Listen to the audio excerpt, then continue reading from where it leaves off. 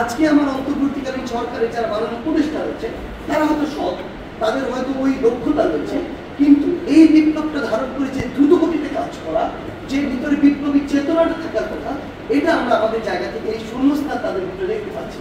হ্যাঁ, দ্বিতীয় আরেকটা বড় সমস্যা, এই সমস্যাটা হচ্ছে আমাদের যে রাজনৈতিক দলগুলো রয়েছে, রাজনৈতিক দলগুলোর মানসিকতার সমস্যা। এই অপসারণ, ওই অপসারণ, এই সংস্কার, এই জিনিসগুলোর চেয়ে মানুষ ওই সেবাগুলো মাঠ পর্যায়ে অনুভব করতে চায়।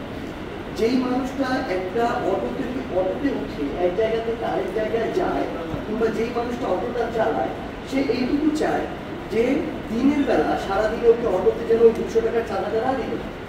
যেই মানুষটা এখনো বাজারে একটা ছোট্ট ঢাকি নিয়ে এসে ওখানে সবজি বিক্রি করে, সেই মানুষটা চায় সিন্ডিকেটের হাতে 200 টাকা বিক্রি করে যেন 50 টাকা না তুলে দিতে।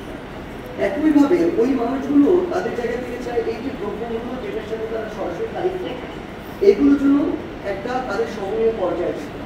তারা তাদের জায়গা থেকে যে জিনিসটি চায় যে তারা যদি কোনো একটা বিচার নিয়ে থানায় যায়, পুলিশ যেন আগে টাকা না চেয়ে বসে, পুলিশ যেন এটা না দেখে। এই জায়গা থেকে যে পুলিশের যে সংস্কারটা দরকার ছিল, আপনারা আমরা যে দিবসটি থেকে টাকা এবং সরকার 50,000 সরকারি চাকরি চলে গিয়েছিল বাংলাদেশে, তো ওরকম কোনো উদ্যোগ আমরা দেখিনি। যাচ্ছিলাম পুলিশের ক্ষেত্রে যে জিনিসটা হয়, ওরা একজন পুলিশের কাছে গেল, দুই পক্ষ এরপর আরেক পক্ষ খুঁজে বের করা হয়, দুই পক্ষের মধ্যে যে বেশি টাকা দেয় সে বিচার। এখন স্টিল এই জিনিসটা হচ্ছে। আপনি দেখবেন বিচার বিভাগের ক্ষেত্রে থেকে শুরু করে প্রত্যেকটি জায়গায় এখনো এই জিনিসগুলো আমরা দেখছি। এখন সবচেয়ে বড় সমস্যা যেটি হচ্ছে, আমাদের দেশের অধিকাংশ মানুষ, মোর দেন 80% এগিয়ে, এই সেবাগুলো সুষ্ঠুভাবে পেতে তাদের জায়গা। অল্প কিছু মানুষ আছে যারা তাদের জায়গায় ক্ষমতাটার অপব্যবহার করে, রাজনৈতিক পোস্ট পজিশনে অপব্যবহার করে, তারা বিভিন্নভাবে এই অর্থ আত্মসাৎ, ক্ষমতার আরো চূড়া যা হোক, এই কাজগুলো করতে চায়। সবচেয়ে গুরুত্বপূর্ণ বিষয় হচ্ছে এই যে আমরা আমাদের এই জায়গা থেকে আমাদের অন্তর্বর্তীকালীন সরকারের যে সীমাবদ্ধতা দেখছি, এটি আমরা বিন্দুমাত্র অস্বীকার করবো না। সীমাবদ্ধতা কোথায় দেখছি? অ্যাকশনের ক্ষেত্রে সীমাবদ্ধতা দেখছি, কথায় সীমাবদ্ধতা নেই, প্রসেস হাতে নেওয়ার ক্ষেত্রেও সীমাবদ্ধতা নেই, নেওয়ার পরে যে অ্যাকশনটা, এইটা সীমাবদ্ধতা,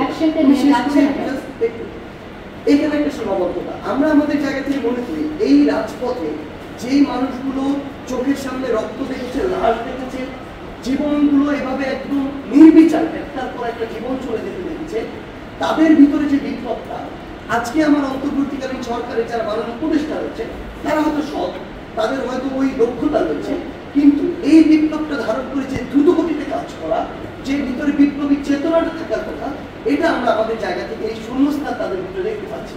হ্যাঁ, দ্বিতীয় আরেকটা বড় সমস্যা, এই সমস্যাটা হচ্ছে আমাদের যে রাজনৈতিক দলগুলো রয়েছে, রাজনৈতিক দলগুলোর মানসিকতার সমস্যা।